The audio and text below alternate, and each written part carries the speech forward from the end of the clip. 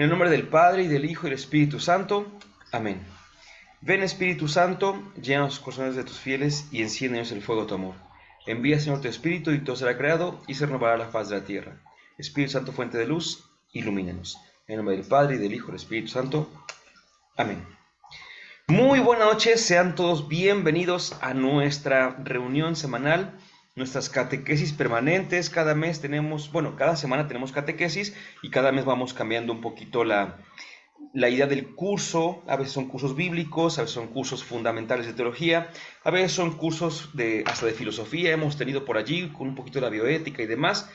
Y en ocasiones pues son como cursos un poquito más misceláneos, ¿verdad? Ya tuvimos la miscelánea bíblica, y esta es más o menos como una miscelánea, pero de temas que tienen que ver no tanto con la Biblia, pero sí con la fe, por supuesto. Es decir, no tanto con algún texto en particular, aunque sabemos que la Biblia ilumina muchísimo la reflexión teológica. La Biblia es el alma de la teología. Hay temas que son un poquito más extensos que la misma palabra de Dios escrita. No que la palabra de Dios, sino que la palabra de Dios escrita, que es la Sagrada Biblia, ¿verdad? Pues bien, en esta ocasión vamos a tratar un tema que es, al igual que los anteriores, muy interesante. Pero al igual que los anteriores, voy a permitirme que el tema en sí mismo no sea la finalidad de este discurso, sino el instrumento para acceder a algo más, ¿sí? A veces nosotros tenemos como un poquito, lo digo por mí, por supuesto, en primer lugar, y por algunos que conozco, tenemos un poquito confundido esto de los medios y los fines. Es decir, por ejemplo, bueno, la semana pasada hacíamos una anotación muy interesante con el fin de la Eucaristía. La Eucaristía, ¿cuál es la finalidad? Decíamos, no es la adoración, sino comulgarla, la comunión. Entonces, esto yo lo aprendí justamente hace algunos años porque con algunos amigos, bueno, es que no sé cómo llamarlo, hermanos de grupo, de hace unos años que estaba en una comunidad, en un grupo de la parroquia Catedral de Jalapa, pues cantábamos la hora santa. Y entonces voy a decir una forma, bueno, lo voy a decir de esta manera, nos especializamos en la adoración al Señor. Cuando digo especializamos, no me refiero a que fuéramos los mejores, sino que especializarse es ubicarse en una sola cosa, ¿sí? Por ejemplo, nosotros no cantábamos misa dominical, no cantábamos misa entre semana, pero cada semana estábamos justamente en la adoración, en la hora santa, cantando constantemente, la gente iba, nos conocía, hasta vendíamos discos, ¿eh? Me acuerdo que, ya digo el chisme completo, pues ya, en aquel entonces, les hablo de hace como unos 18 años más o menos, sacábamos un disco que para poder sacarlo, pues hasta pedimos prestado. En aquel entonces pedimos 1,000 pesos prestados y no, 900 pesos, y el disco lo íbamos a dar en 30 pesos, hace, repito, casi 18 años. Y entonces yo me acuerdo que yo tenía miedo porque yo decía, bueno, ya tenemos el disco, ya tenemos todo, pero ahora necesitamos vender 30 discos, 30 para poder pagar la deuda. Yo iba por vender 30 discos, vender 30 discos, Pues el primer día que lo sacamos a la venta, más de 20 discos se vendieron. A la siguiente semana, otros veintitantos. Entonces yo estaba fascinado porque decía, ¿cómo es posible, no? Que hubiera tal aceptación tan bonita. Y yo llevaba el conteo y les puedo contar que me siento muy satisfecho por eso, porque dejé de llevar, perdón, el conteo exacto cuando pasamos los 1,000 discos vendidos. Cuando dijimos ya después de 1,000, era una exageración. O sea, para nosotros que éramos unos jovenzuelos, ¿verdad? En aquel entonces, pues bueno, entonces estábamos muy especializados en la adoración, y justamente cuando sacamos el disco, el párroco nos pidió que hiciéramos un pequeño cantoral. Y entonces a mí se me ocurrió justamente para este cantoralito ponerle algunas citas, algunas referencias de santos que hablaran sobre la adoración. Y ahí fue donde justamente me enteré, yo también me enteré, que la Eucaristía no se queda para la adoración, sino que como permanece, pues por eso adoramos, pero que no es la finalidad. Todo esto porque hablamos de los medios y los fines. Les digo otro, por ejemplo, muy interesante, que a veces algunos se me han espantado cuando lo digo, ¿no? Pero cuando hablamos de las vocaciones, y en particular nosotros que tenemos un poquito ahorita voy a contar algo sobre esto, un poquito desviada la mirada, la atención, mejor dicho, como que no enfocamos bien atentamente. A veces yo les digo a los seminaristas o a algunos otros que ven el sacerdocio como algo muy bonito, lo es, por supuesto que lo es una vocación tremendamente hermosa, pero es una vocación en cuanto a sacramento como el sacramento del matrimonio. Así como dicen que no habría muchas cosas si no hubiera sacerdotes, pues no habría sacerdotes si no hubiera matrimonios, ¿verdad? Entonces necesitamos tomar en cuenta esa parte y les digo luego que ni el matrimonio ni el sacerdocio son fines en sí mismos, sino que son instrumentos para alcanzar la santidad. Entonces luego dicen, pero es que ¿cómo es posible que los usemos como medios nada más, no? Bueno, pero es que son medios buenos y medios que el mismo Dios nos dio para que lo alcancemos a Él, a la santidad. Entonces, a veces hay temas que la gente quiere mucho, como por ejemplo este de la sábana santa, es un tema, o la semana pasada, repito, con los milagros eucarísticos, son temas que llaman la atención, que la gente quiere mucho y que cuando damos esta palabra en la que recordamos que no son fin en sí mismo, como que ya no nos gusta tanto, pero como suelo decirles también, yo creo que eso ha sido una de mis frases constantes con ustedes. De lo que les digo, tomen lo que les ayude para su vida de fe. Si les ayuda, bendito sea el Señor. Si no les ayuda, yo sé que el Señor les dará también muchas otras herramientas para que ustedes vayan creciendo. Entonces, no tengo inconveniente en que piensen o no como yo. Yo intento, como decimos por ahí, ofrecer razones, por supuesto. Y si después de tantas razones dices, pues no estoy de acuerdo, no pasa nada, seguimos siendo amigos, hermanos lo somos toda la vida, ¿no? Pero seguimos siendo amigos, seguimos siendo hermanos en la fe, seguimos adelante y seguimos ayudándonos mutuamente, así que no hay ningún inconveniente. Así pues, hablaremos de la sábana santa, pero no en su finalidad, no como finalidad, sino como un medio. Y daremos una perspectiva desde la fe sobre la sábana santa. Pues es que no quisiera yo decirlo así, ¿no? Pero porque sería muy soberbio y muy arriesgado decir para tener ya una palabra definitiva sobre si es o si no es, ¿verdad? Pero vamos a dar algunas herramientas también para poder analizar este tema tan precioso. La sábana santa tiene el título de la reliquia más estudiada del cristianismo. De hecho, esta imagen es de una exposición ambulante sobre la sábana santa que anda país por país y que contiene pues reproducciones íntegras, explicaciones muy bien realizadas. Es un trabajo, una investigación tremenda que se ha hecho y por eso digo que es la reliquia más estudiada. ¿Qué es una reliquia? Fíjense que una reliquia, para empezar, existen reliquias de diversos grados. Por ejemplo, de una persona, se habla obviamente de reliquias de personas. Una reliquia así de primer grado, así lo primero, lo más cercano, es un pedacito de hueso, un pedacito de a lo mejor cabellos, algo así, algo que era propiamente de las personas, ¿no? Obviamente.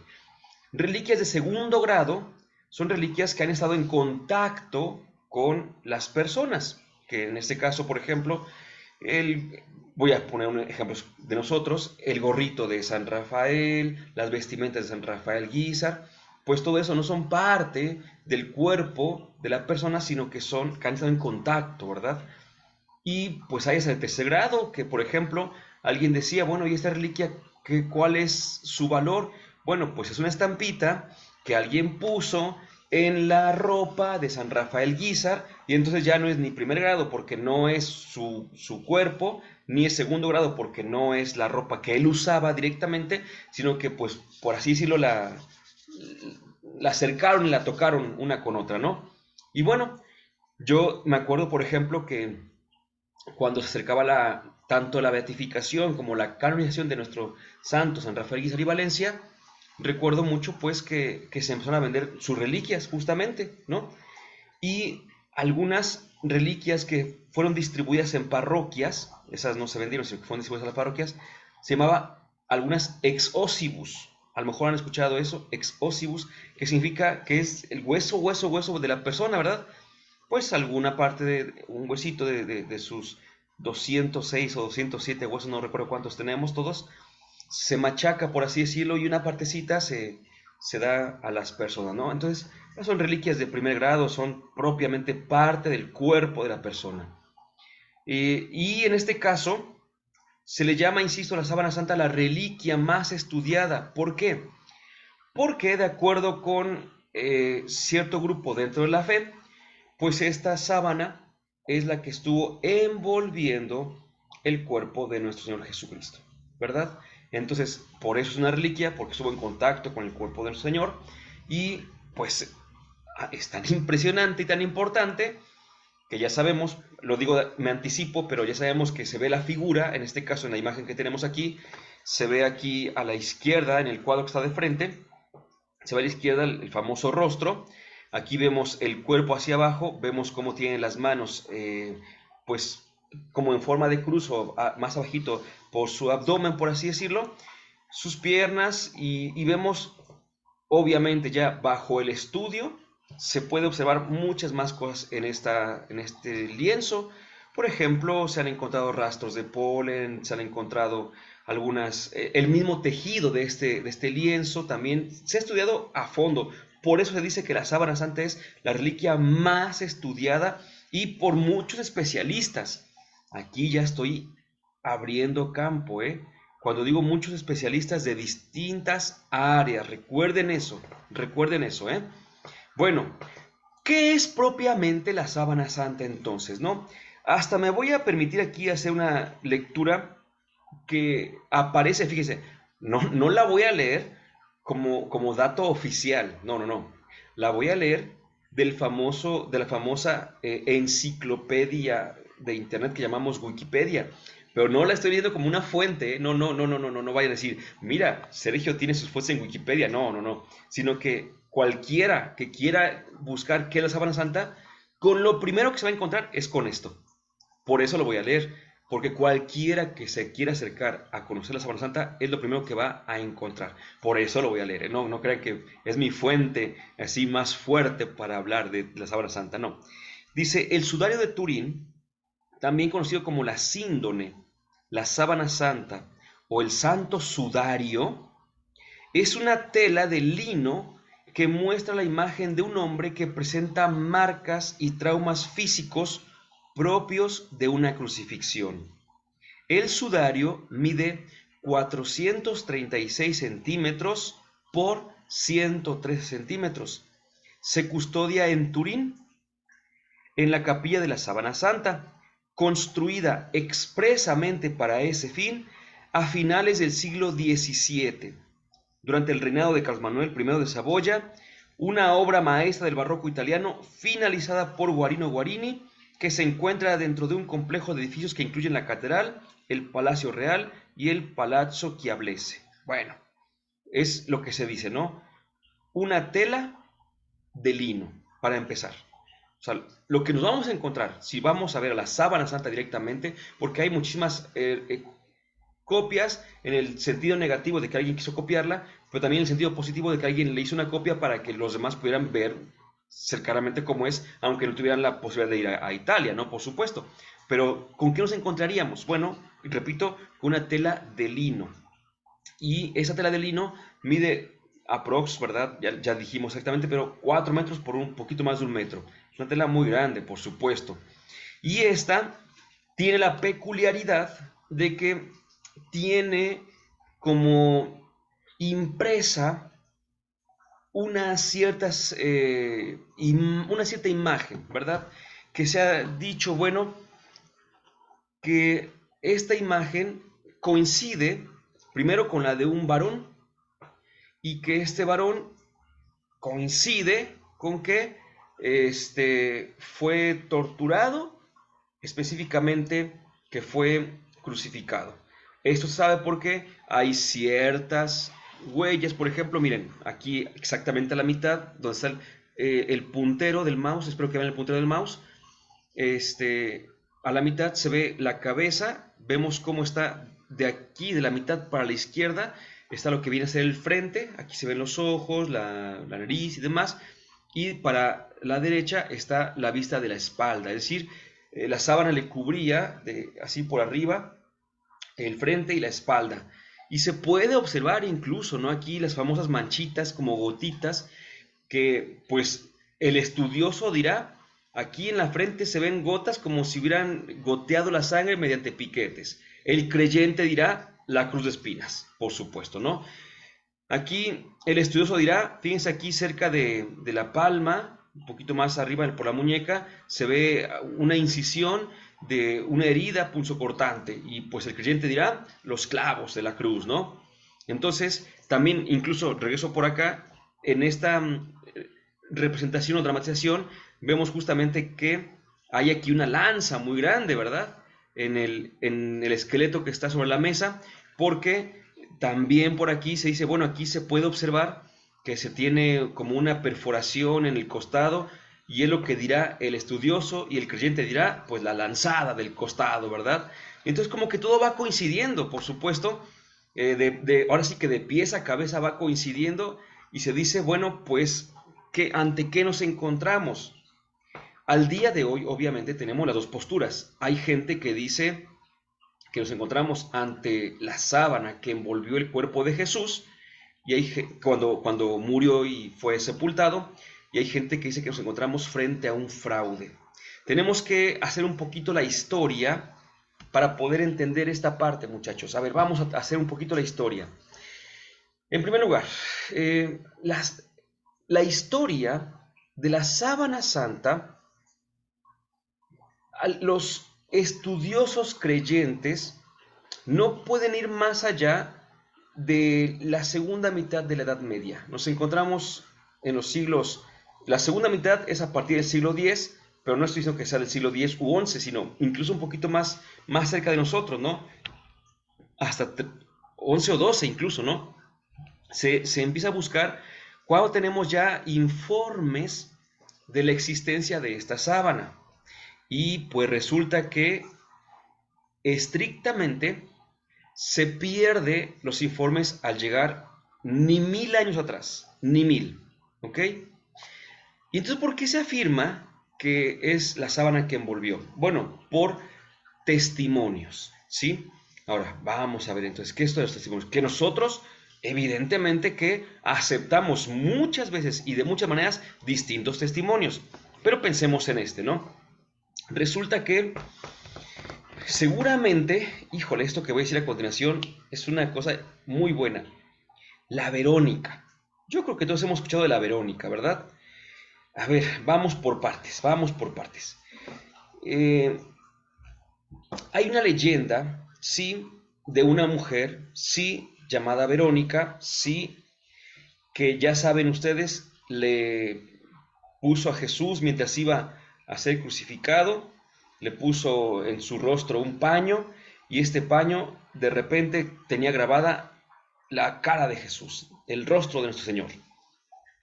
A ver, esa leyenda es eso para empezar, una leyenda.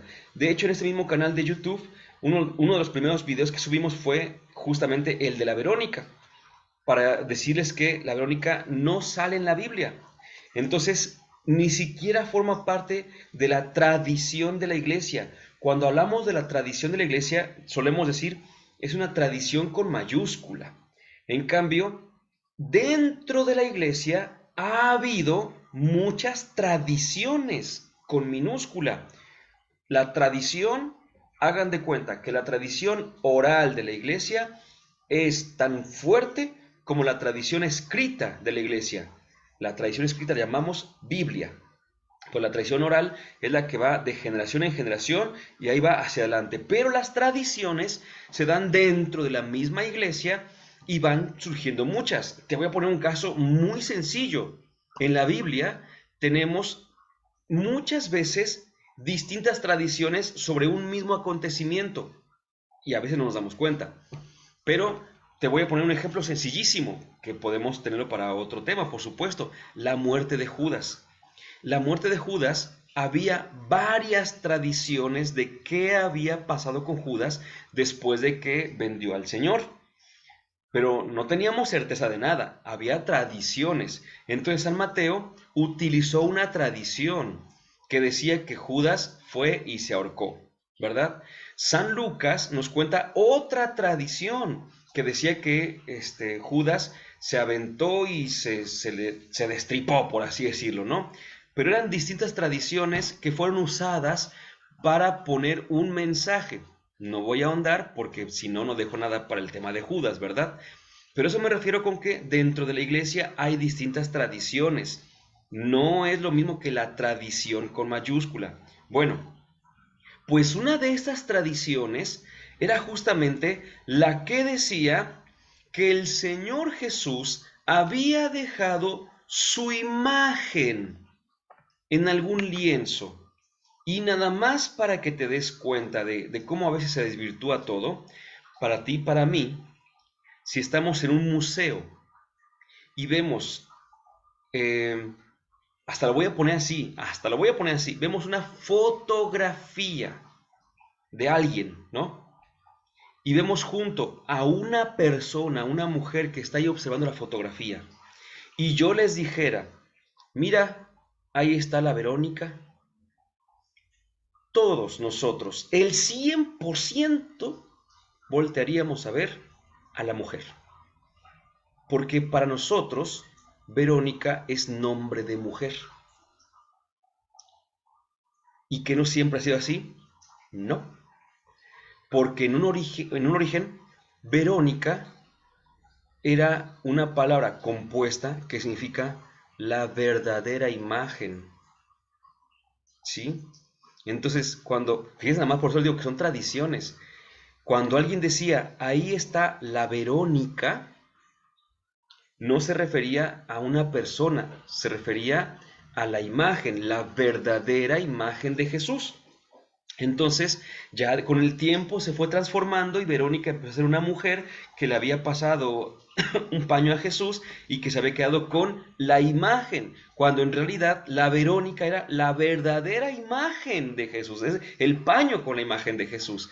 Por eso dije una fotografía y una mujer. Entonces, en el museo, al decir ahí está la Verónica, se refería más bien a la fotografía, porque ahí estaría la verdadera imagen de quien fuera, por supuesto, ¿no? En este caso, pues nada más lo usamos así, indistintamente. Entonces, había tradiciones que decían que nuestro Señor había dejado su imagen en un lienzo, ¿sí? Esas tradiciones empezaron a moverse, a moverse, a moverse. Algunas, repito, ya empezaron a mezclar a una mujer hasta decir, a hacerle toda una historia. Y permítanme, pero hasta se canonizó a la Verónica, ¿verdad? Pero bueno, pues son cosas que tenemos que reestudiar todo esto, reproponerlo. Y se siguió adelante. Y había una imagen, una Verónica, una imagen verdadera, se decía, y de esa sí hay testimonio muy antiguo, que se llamaba la imagen de Edesa. En esta se decía que justamente alguien tenía el lienzo con el cual nuestro Señor había muerto y que se había quedado su imagen allí. Y de esto sí hay testimonio en los primeros siglos, no luego, por supuesto, sino en los primeros siglos. Pero se perdió tanto la tradición como la imagen, esa que se decía, ¿no? Es decir, no sabríamos si realmente existió, pero de que se decía que había una, se decía. Ahora bien, con el paso del tiempo se volvió a hablar de esta imagen. Y algunos decían que esta imagen de Edesa era justamente la de la sábana santa de Turín, porque allí justamente los dueños de este lienzo dijeron, pues aquí les tenemos la sábana con la cual fue envuelto nuestro Señor. Híjole, aquí vienen varias cosas. En primer lugar, no estamos en una época en la cual tengamos las herramientas del día de hoy para poder corroborar. Sabe Dios que al día de hoy, con todas las herramientas que tenemos, no llegamos al 100% de certidumbre de sí o no. Pues imagínense, hace 800 años, cuando se surge todo esto, pues menos. Ahí lo único que se tenía era la palabra. Certifico que así es, ¿no? Yo lo digo. ¿Y cómo sabes? Pues tienes que creerme. Pero aquí es donde voy a hacer un paréntesis. Ay, Dios mío, Dios mío, Dios mío. Fíjense nada más. Resulta que, por ejemplo, en el mundo hay reliquias de Juan Bautista. Dispersas las reliquias. Se ha hecho como que el conteo, repito, tenemos 206 o 207 huesitos, no me acuerdo cuántos son, pero son 206. Si no, son 207, o sea, no me equivoco por uno nada más. en el cuerpo, ¿no? Entonces se ha hecho el conteo y se han sacado cuántas falanges tenemos, cuántos deditos, por así decirlo, de Juan el Bautista hay en el mundo, y cuántas tibias de Juan el Bautista, y cuántos fémures de Juan el Bautista, y cuántos cráneos de Juan el Bautista hay en el mundo. Y pues resulta que en el mundo, iglesias que afirman con toda seguridad tener las reliquias de San Juan Bautista, se harían no sé cuántos cuerpos enteros, lo cual evidentemente es imposible. ¿Qué es lo que quiero decir? Que hubo un tiempo en que las reliquias tuvieron un peso impresionante en nuestra iglesia y, pues sí, hubo gente que empezó a irse por otros lados. Creo que cuando hablamos de las indulgencias tratamos un poquito de eso también, ¿verdad? Entonces, por ahí también podemos asistir a este tema en el que está en el canal de YouTube sobre las indulgencias. Hubo gente que sí se aprovechó, por supuesto, porque era gente, póngale, yo vivo en una villa, en un país lejano a Tierra Santa, y de repente llega alguien allí, no llega ni en autobús, no llega ni en el avión, sino que estoy hablando de hace 1500 años, y llega cantando y contando, los famosos juglares, cantando y contando tantas cosas que vio en países lejanos y llega por ahí diciendo que pasó a Tierra Santa y que ahí fue y visitó la tumba de fulanito santo y fulanito santa y entonces pues los creyentes ya evangelizados decían, bueno, y oye, ¿y no trajiste nada? Bueno, es que mira, no quería, pero pues sí traje para mí esta parte del cuerpo, ¿no? Oye, déjalo aquí para esta comunidad, no sé qué tanto. Y pues obviamente los engañaban y les vendían como ciertos. Y pues obviamente en la actualidad se hacen investigaciones y no solamente se hacen, no de Juan Bautista nada más, sino de muchos santos, se recopilan esqueletos que pertenecieron a muchas personas y a veces no se tiene la información del día de hoy, descaradamente, si era una santa, a veces llevaban huesos hasta de varones, y siendo santos, a veces llevaban huesos hasta de mujeres. El chiste es que llevaban huesos de personas con tal de sacar un dinerito por ahí y lo vendían. Entonces, estamos en una época en que las reliquias tienen un gran peso, bien y mal. Bien porque ayudaban a la evangelización, ayudaban a confirmar, y escuchen esta palabrita, a confirmar lo que escuchaban por medio del Evangelio, pero mal porque se empezó a dejar de ver la finalidad y se empezó a poner como fin el medio. Entonces, cuando las reliquias empezaron a tomar un puesto muy importante, se tuvo que volver a evangelizar, hasta el día de hoy hay que volver a evangelizar a nuestra gente porque seguimos pensando en las reliquias como si fueran la finalidad y no es así, por supuesto, ¿no? Y empezó pues una discusión, porque luego con la sábana santa hubo detractores, de inmediato, ¿sí? No se esperó a que pasaran 50, 1000 años, por lo menos no, unos 50, 100 años después ya estaban los detractores diciendo, esa no es el lienzo que cubrió a nuestro Señor Jesucristo. Y ya saben ustedes, me voy a saltar de la Edad Media, me salto 300, 400 años, o hasta los 500, hasta el día de hoy, el siglo pasado, porque fue el siglo pasado en que hubo este boom sobre el conocimiento de la sábana santa. Esta famosa fotografía en negativo, ¿se acordarán que se le sacó la fotografía en negativo y que en negativo se ve muy bien y que se empezó a hacer estudios? El estudio más dramático para los creyentes fue el del carbono 14, ¿verdad? Porque se dató por carbono 14, que sabemos que es una de las formas en las cuales la ciencia puede datar casi exactamente, y pues justamente salió que este lienzo es de la Edad Media, precisamente, pero pues ya salieron a decir que lo que pasa es que la sábana santa, y tienen razón en lo que dicen, a la base, pero no es que sea ya concluyente.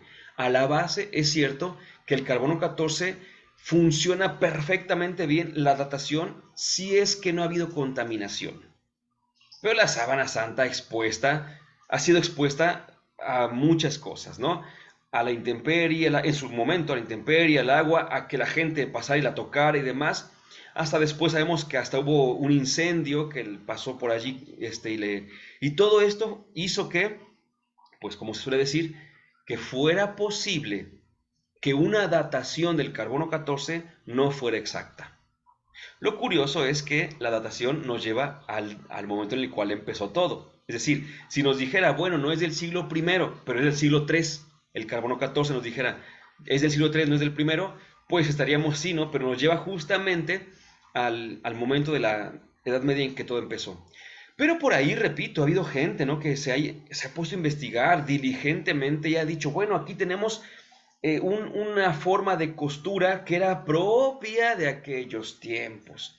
Y aquí tenemos también polen que se da únicamente en unas flores de la región de Tierra Santa, allí en Jerusalén. Y aquí tenemos también, y empiezan a sacar datos y datos y datos y datos. Lo primero que voy a decirles es una cosa muy honesta. Aunque, perdonen el sarcasmo, ¿no? Pero aunque la sábana santa dijera hecho en Palestina siglo primero, o sea, ya, que fuera ya el acabose, que lo dijera, no podríamos tener la certeza de que es la sábana que envolvió a nuestro Señor. Lo único que sabemos es que la imagen allí corresponde, decíamos, con una persona que ha estado en esa situación, ¿verdad? De crucifixión y demás, que nos dice muchas cosas que por el Evangelio sabemos, pues sí, pero recordemos que a los crucificados la crucifixión de Jesús no fue tan particular como podríamos pensar. Fue una crucifixión, para los romanos, fue una crucifixión más, ¿sí? Así que no hay por qué estar como pensando que fue el único que fue exactamente así crucificado. Entonces es lo más que podemos llegar. Ya otra cosa, por ejemplo, está cuando alguien dice, bueno, pero es que yo escuché que esta imagen no está pintada, sino que está como quemadita, como calcinado los bordes de la imagen y que esa forma de quemarse corresponde únicamente con una radiación muy fuerte. Y pues damos el salto de una radiación muy fuerte a lo que seguramente fue la resurrección, en que la resurrección pues fue eso, una radiación muy fuerte y que entonces pues ya damos por asentado que fue la sábana que envolvió a Jesús. Yo creo que lo que tenemos que preguntarnos ahora es, ¿puede ser la sábana que envolvió el cadáver de Jesús? Esa es la pregunta.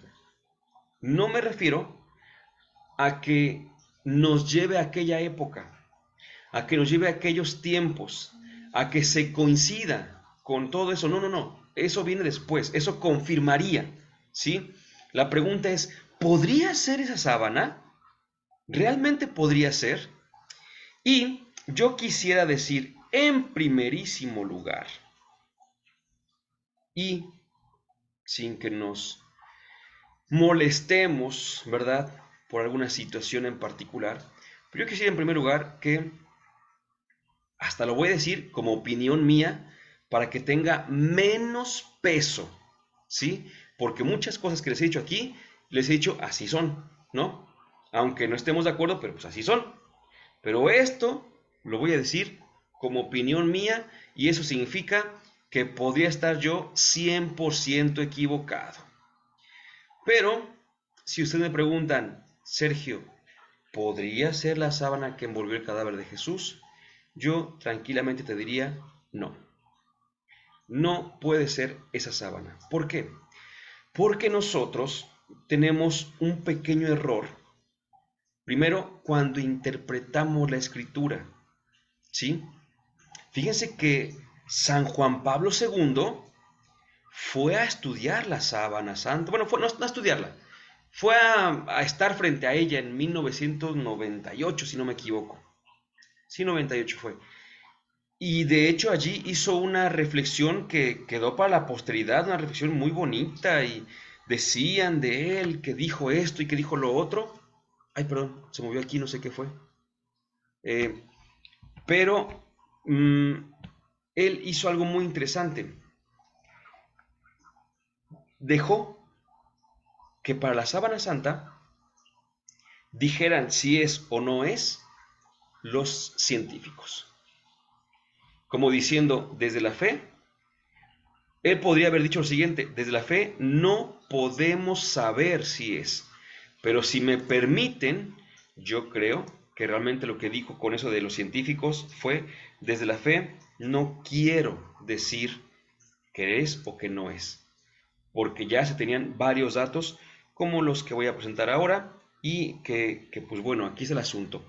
Y es que todo tiene que ver justamente con el entierro de Jesús, porque la mayoría de nosotros, cuando habla de la sábana santa, ¿en qué piensa? En los dos discípulos, Pedro y Juan, así lo piensa, que llegan y que ven la tumba vacía y que Pedro entró y salió todo así, raro, mientras que Jesús entró, perdón, Juan entró, vio y creyó, ¿verdad? ¿Y qué es lo que vieron? Pues la sábana tirada y todo esto, ¿verdad? Bueno, pues tenemos entonces que decir si sí o si no, o si qué, ¿verdad? Pues resulta que el relato de Juan, evangelista, responde más a una teología que a un relato histórico, ¿sí? El hecho que cuenta Juan, evangelista, insisto, responde más a la teología de Juan que a la historia de Jesús, ¿sí? Nosotros tenemos que recordar que si queremos acercarnos un poquito más a la historia, tenemos que ir al primero de los evangelios, que es San Marcos. Y San Marcos, aunque no es 100% histórico, es el más cercano al histórico, pero aún así tiene teología, por supuesto. Pero San Marcos nos cuenta, fíjate, escucha lo que te voy a decir, porque algún día dimos, hace años, un tema sobre José de Arimatea. Ya tiene muchos años, tiene como 4 o 5 años yo creo. Pues obviamente todavía estábamos en pandemia. Eh, Puede ser después de esto que tengamos apertura para volver a hablar de José de Arimatea, porque son temas que están enlazados, pero que no podemos definitivamente tratarlos todos, pero voy a tocarlo un poquito. La imagen de José de Arimatea. Nosotros lo tenemos, así como la Verónica, hasta por santo, San José de Arimatea. Pero si nosotros eh, leemos la escritura, escucha lo que, o sea, si quieres no me creas, esto que te voy a decir, si quieres no me creas, pero lee la Biblia. Y ya cuando leas la Biblia ya verás si me crees o no, ¿verdad? Pero José Arimatea, según San Marcos, no era amigo de Jesús, ni era discípulo de Jesús. José Arimatea, se oye raro lo que voy a decir, pero es verdad, es verdad. Era enemigo de Jesús. ¿Qué es lo que pasa? Que José Arimatea, como dice la Biblia, es que recuerden que ya les comenté que tenemos la bendición de tener los 4 evangelios frente a nosotros, pero que esa misma bendición se vuelve en nuestra contra porque a veces mezclamos los 4 y los confundimos. San Marcos, que es el primer evangelio que nos presenta la figura de José de Arimatea, el más cercano a los hechos, el más histórico, nos dice que José de Arimatea era del Sanedrín y que el Sanedrín en pleno, todos, nunca excluye, todos, y lo dice por 3 veces si no me equivoco, todos condenaron a Jesús, ¿sí? Entonces José de Arimatea también con su voto dijo que muera Jesús. ¿Y por qué pidió el cuerpo de Jesús? Porque era un buen judío, ¿sí? Porque los judíos tenían como un mandamiento el no dejar a un colgado allí, y menos cercano a la Pascua, que eso mismo, de hecho, a algunos otros les llama la atención, porque si hubiera sido antes de la Pascua, era un trabajo que no podía realizar, y si hubiera sido durante la Pascua, era lo mismo, trabajo que no podía hacer, pero es otro detallito justamente, ¿no? Pero se dice, los estudiosos dicen que San Marcos, escucha cómo lo voy a decir, San Marcos presenta a José de Arimatea como un enemigo de Jesús. En ese sentido, fíjate nada más, cuando José de Arimatea, y lo podemos leer directamente de la escritura, cuando José de Arimatea pide el cuerpo de Jesús y le dan el cuerpo de Jesús, ¿qué es lo que dice realmente? Dice así: al atardecer, como era la preparación, es decir, la víspera del sábado, vino José de Arimatea, miembro respetable del consejo, que esperaba también el reino de Dios. Recuerden que el reino lo esperaban todos los judíos, no nada más los cristianos, y tuvo la valentía de entrar donde Pilato y pedir el cuerpo de Jesús. Se extrañó Pilato de que ya estuviese muerto y llamando al centurión le preguntó si había muerto hacía tiempo. Informado por el centurión, concedió el cuerpo a José.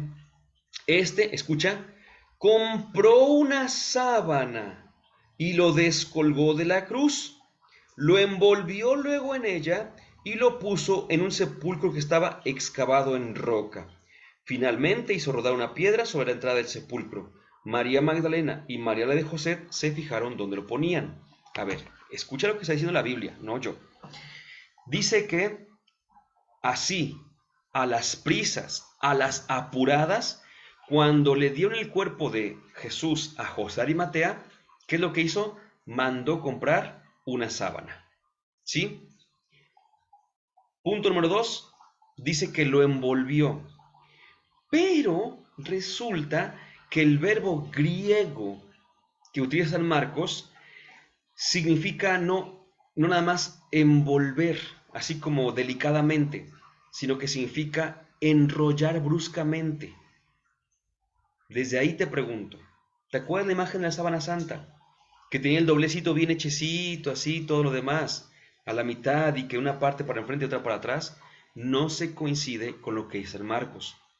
San Marcos dice que solamente lo medio enrollaron y, perdón la expresión, pero y lo aventaron al sepulcro. Que por cierto recordemos que los sepulcros, escuchen esto, no eran únicos, sino que eran cuevas que tenían cámaras y en las cámaras había como planchas.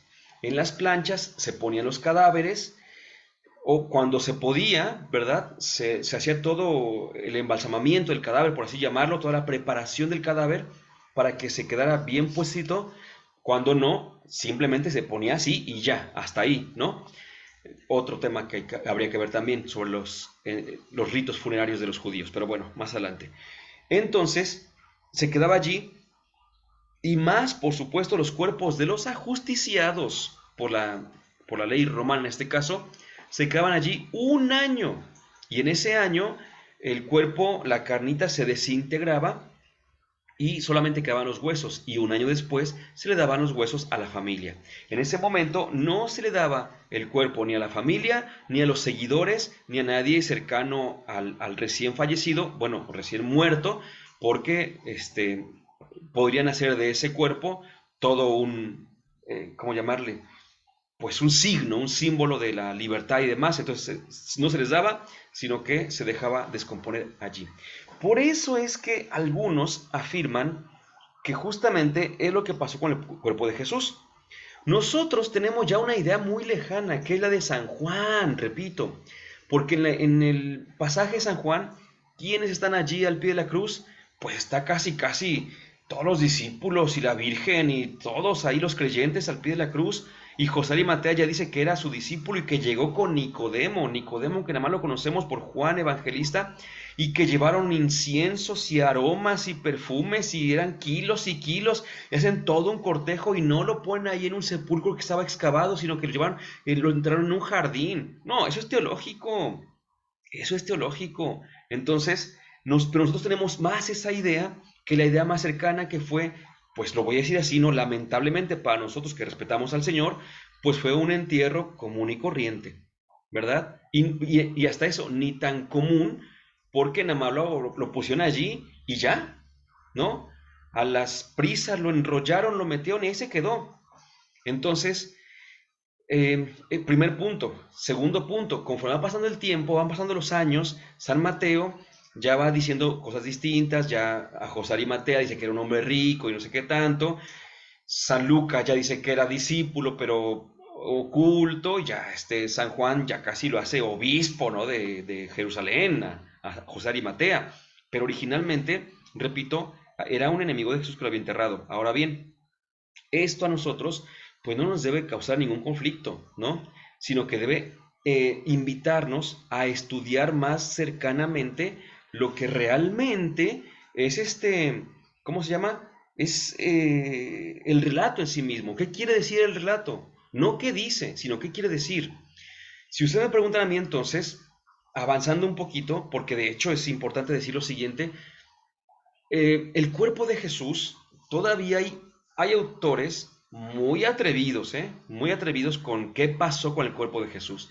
Dice nuestra iglesia que fue preservado de la corrupción, que no experimentó la corrupción, pero algunos teólogos al día de hoy dicen que el cuerpo de Jesús pues, se quedó allí y se echó a perder y todo, ¿sí? Y eso no quita para nuestra fe, por supuesto, porque la resurrección no va a ser con el mismo cuerpo, ¿no? En ese sentido, no habría ningún problema. Pero si queremos también creer que se levantó el cuerpo de Jesús, ya no nada más como cuerpo físico, sino que ese cuerpo físico se transfiguró, se transformó ahí mismo en un cuerpo glorioso, adelante, no hay ningún problema, seguimos siendo de la misma iglesia y creyendo exactamente en la misma resurrección, en el qué de la resurrección, aunque variemos un poquito el cómo de la resurrección. ¿Ok? Entonces, en ese sentido, repito, ¿qué pasó con el cuerpo de Jesús? Voy a decirlo así, no nos ponemos de acuerdo el día de hoy. ¿Sí? Va la pregunta, si no nos ponemos de acuerdo con el cuerpo de Jesús, ¿tú crees que vamos a poner de acuerdo con la sábana que envolvió el cuerpo de Jesús? Pues obviamente no. ¿Por qué? Porque la sábana no tenía, en primer lugar, ningún valor. Ningún valor. Fíjese lo que dice un comentario bíblico que me gusta mucho, que sigo mucho, de Raymond Brown, este biblista norteamericano que ya les he dicho varias veces de él. Dice, comentando justamente la sepultura de Jesús.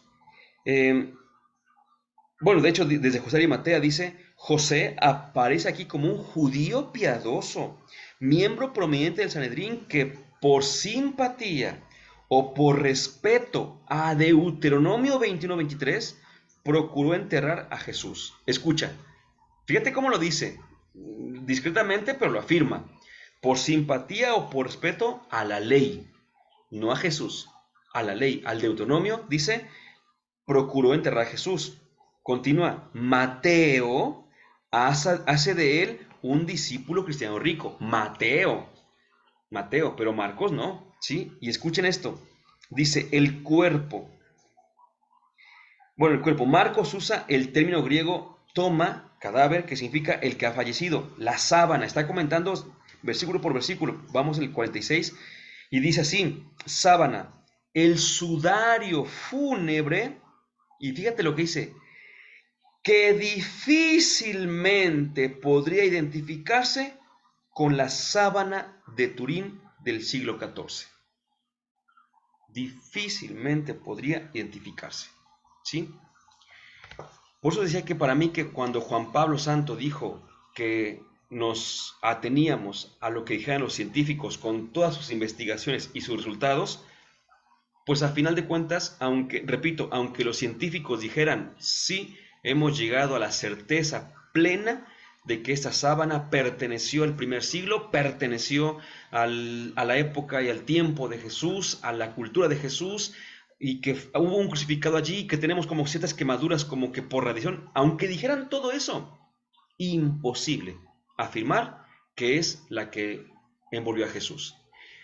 Y eso dejándole, decía un artículo que leí, decía que la veracidad o la verdad de la sábana santa, no la palabra exacta, pero la autenticidad, la autentificación, la autenticidad, la autenticidad, ya, eso, la autenticidad de la sábana santa decía, no es así decía ese artículo, no es tema de la teología, sino de la ciencia.